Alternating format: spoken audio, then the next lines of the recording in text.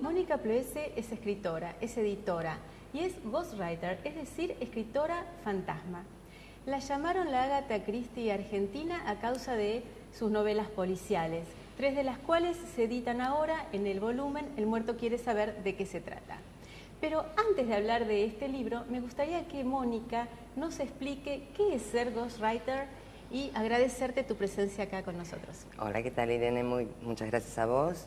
Bueno, ¿qué es ser ghostwriter? Es como lo más misterioso del mundo del libro, ¿no? Porque tiene otros nombres bastante más desagradables en otros países que no vamos a mencionar, pero digamos que por un lado podría ser escribir por encargo, es decir, un editor tiene una idea no de una novela, sino de un libro, de un tema, y bueno, busca a alguien que escriba bien y pueda investigar sobre el tema sin poner su nombre. Entonces la editorial, el editor, paga el trabajo y se queda evidentemente con los dineros que debería pagar por derecho de autor.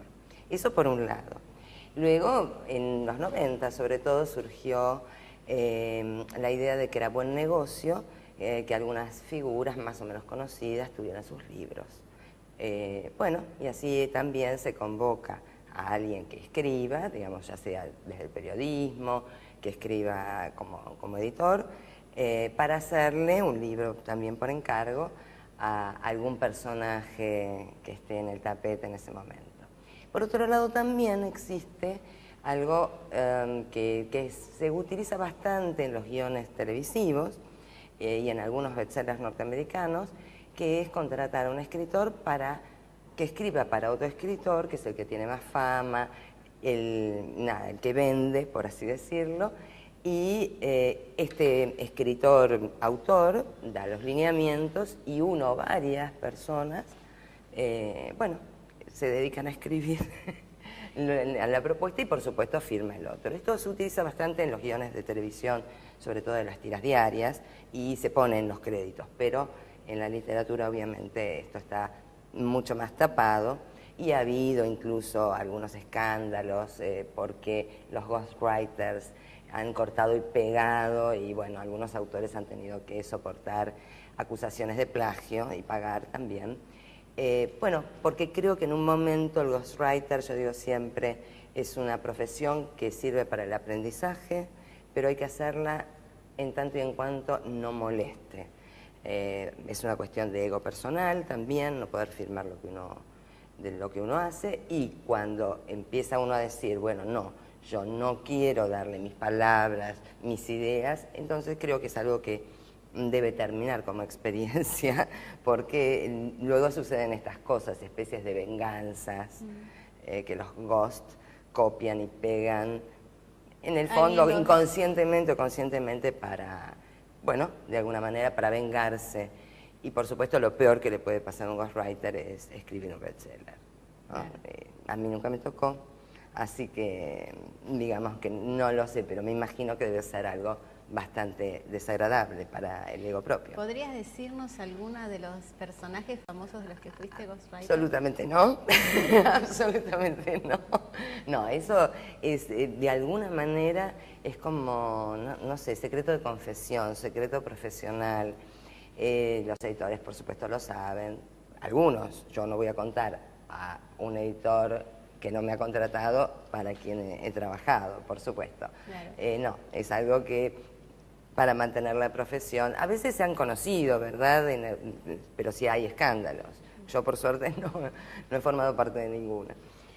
Así que el misterio está con vos relacionado por varias vías, pero de la que vamos a poder hablar, porque del otro no nos vas a dar data, es de las novelas agrupadas en El muerto quiere saber de qué se trata. ¿Y cómo te iniciaste vos en el género policial?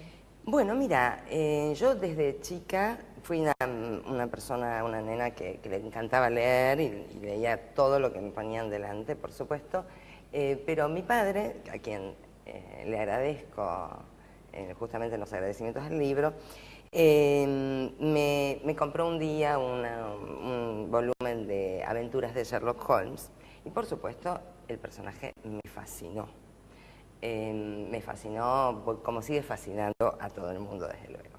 Entonces me interesó mucho la parte de la lógica, sus razonamientos. Yo durante muchos años fui una persona absolutamente racionalista, lo sigo siendo, por supuesto, pero muy cerrada en esto y adoraba las novelas policiales. Vinieron otros, desde Agatha Christie hasta, no sé, Sue Grafton o P.D. James o Patricia Highsmith.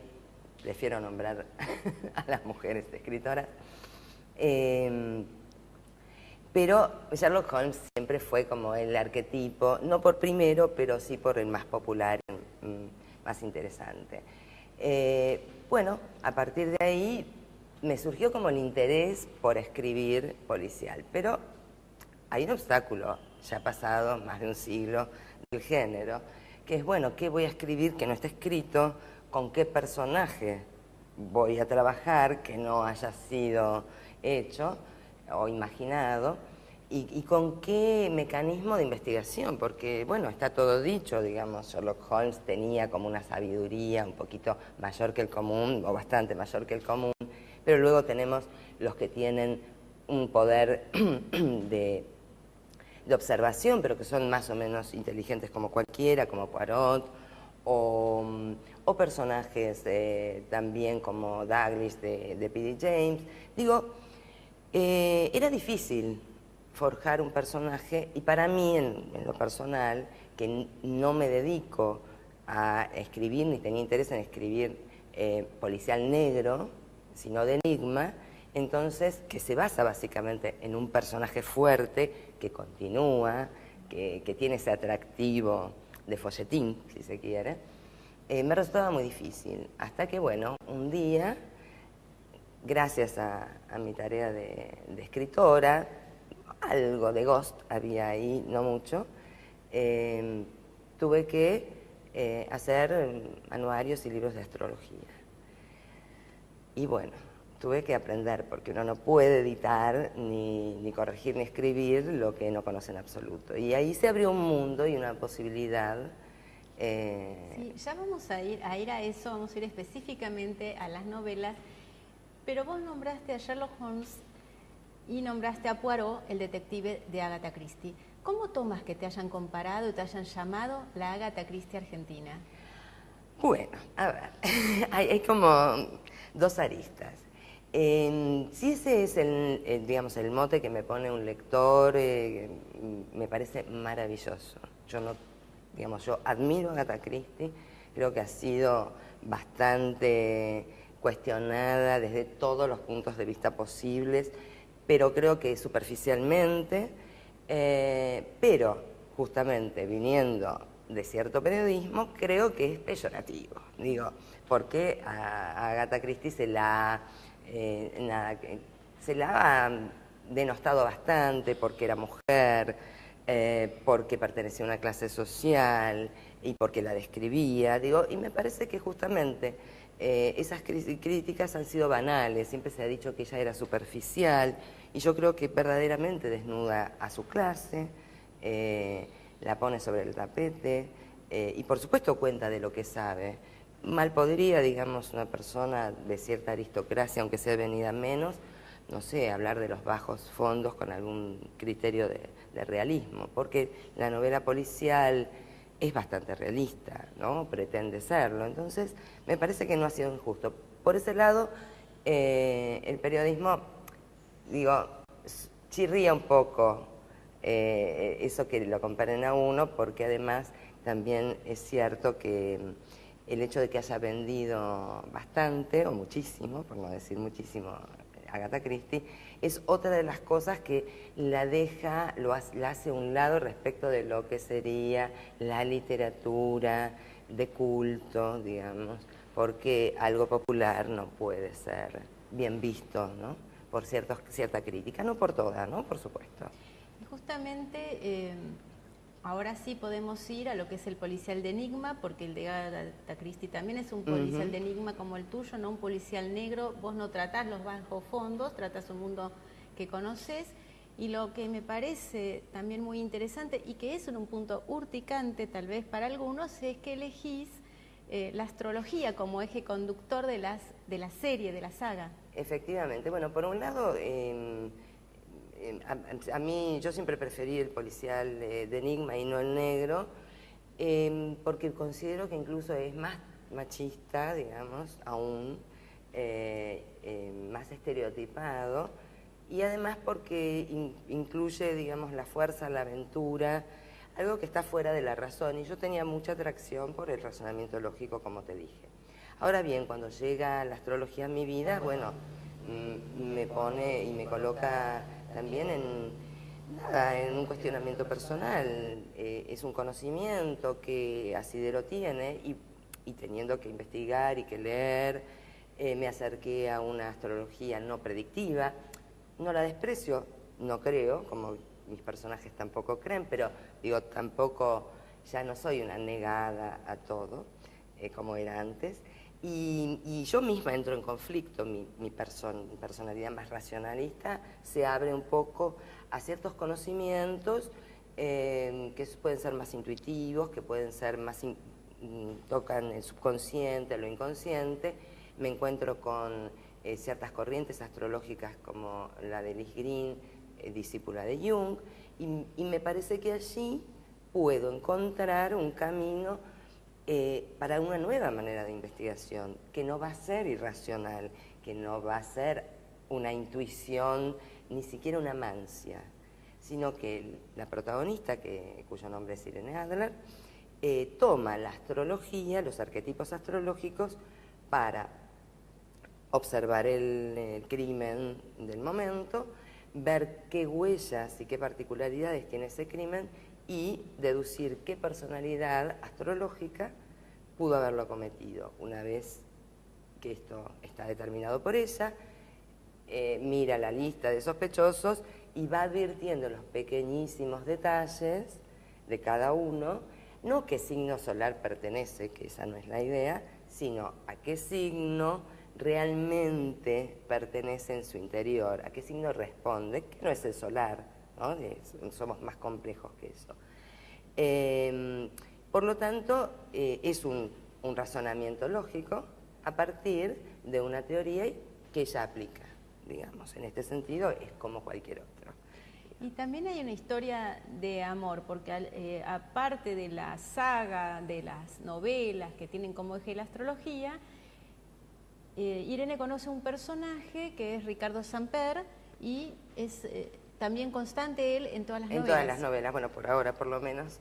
Sí, en realidad, cuando yo imagino la idea de Irene Adler, que por otra parte se llama Irene Adler en homenaje a un personaje que aparece en un cuento de Sherlock Holmes, que es Un escándalo en Bohemia, donde aparece una mujer ante un, digamos, investigador hipermachista que le gana en una historia. Y por lo tanto me pareció como risueño, digamos ya entrado del siglo XXI, escribir sobre con este nombre, por supuesto en un contrapunto con Sherlock Holmes.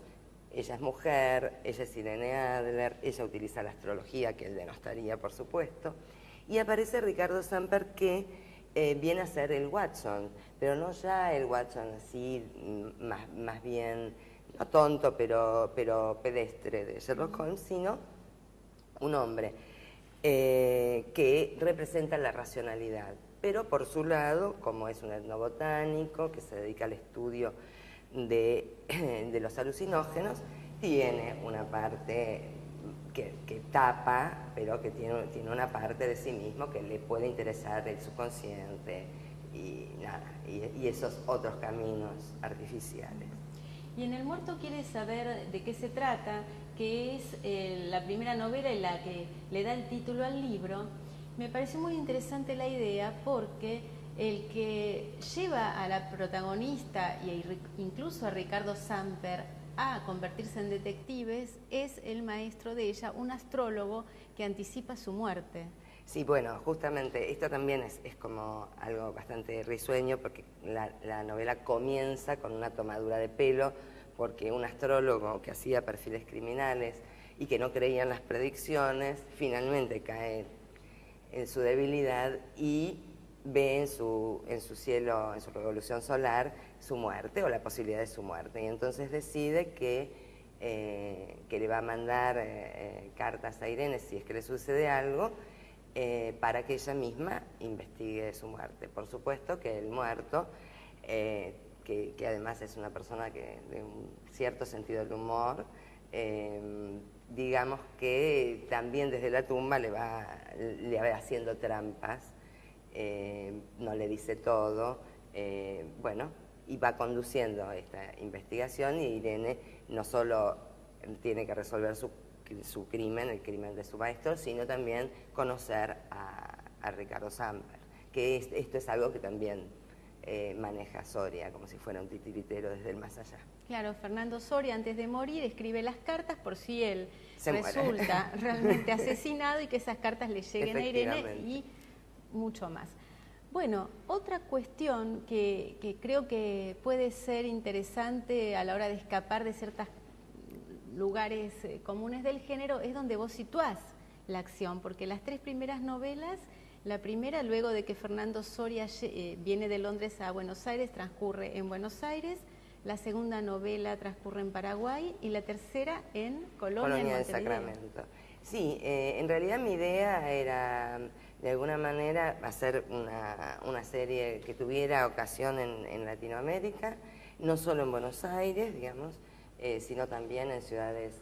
La segunda novela sucede en Areguá, en Paraguay, y también en parte en Asunción, y bueno, la otra en Colonia del Sacramento, porque bueno, ya toma una ciudad pequeña. Areguá también lo es, pero la novela que transcurre en Areguá es algo muy cerrado dentro de la familia de Irene Adler. En Colonia atañe al pueblo, un pueblo que además, bueno, yo conozco y espero que me siga recibiendo también después de leer la novela, como siempre. Bueno, porque la idea es profundizar no solo en el territorio, sino también, bueno, que sepamos que potencialmente todos podemos matar.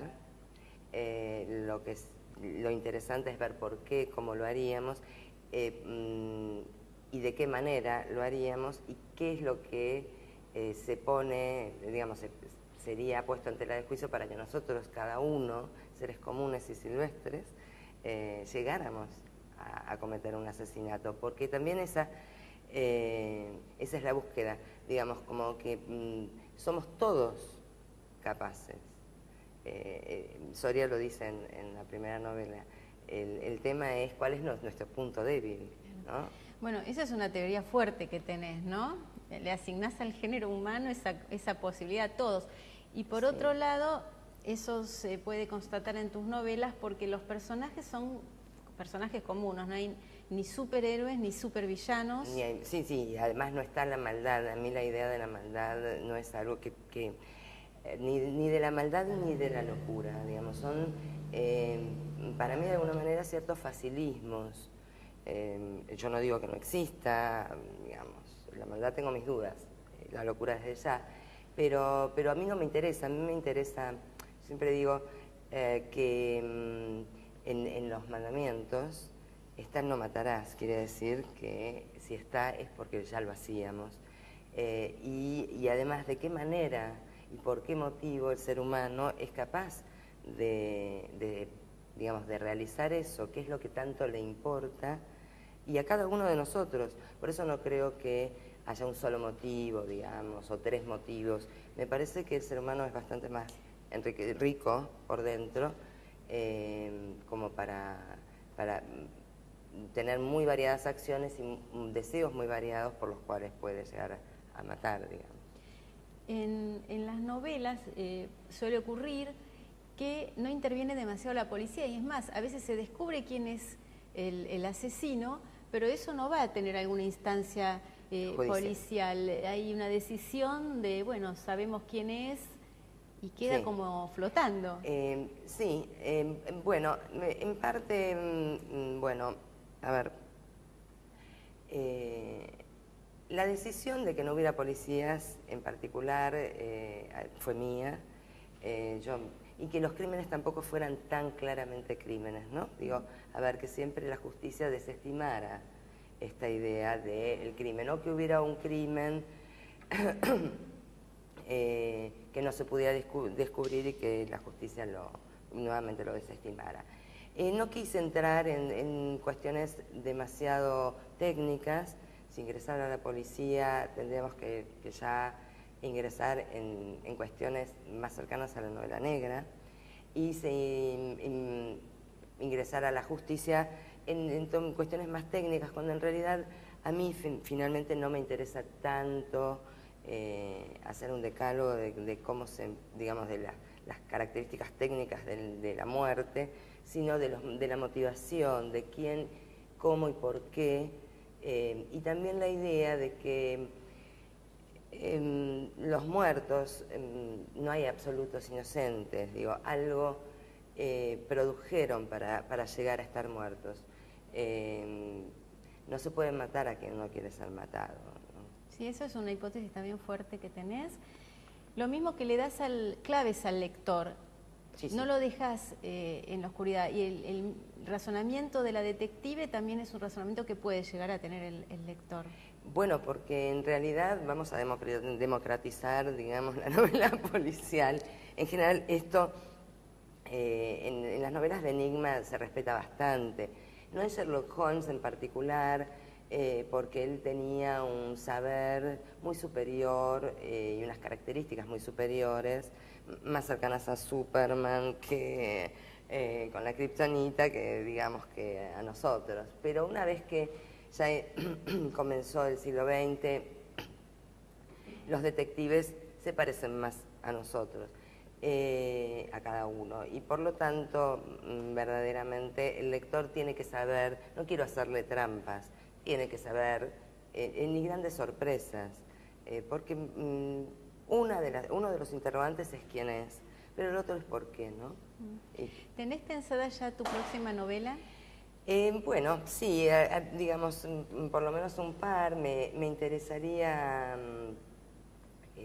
tomar un leitmotiv que siempre es muy interesante, sobre todo después de Hitchcock, que es el tema de la bañera, ¿no? Y las muertes en la bañera, que curiosamente en nuestro país no sé si abundado, pero ha habido unos cuantos. Y bueno, me interesaría tomar tangencialmente, por supuesto, un crimen que sucedió creo que en los 90, que fue muy misterioso, que tenía que ver con dos mujeres que aparecieron muertas en una bañera. No doy más datos porque, bueno, eso ¿Por qué estará... no? Porque seguimos entonces con el misterio. con el misterio. Sí. Y bueno, muchas gracias. Muchas gracias a vos, Irene.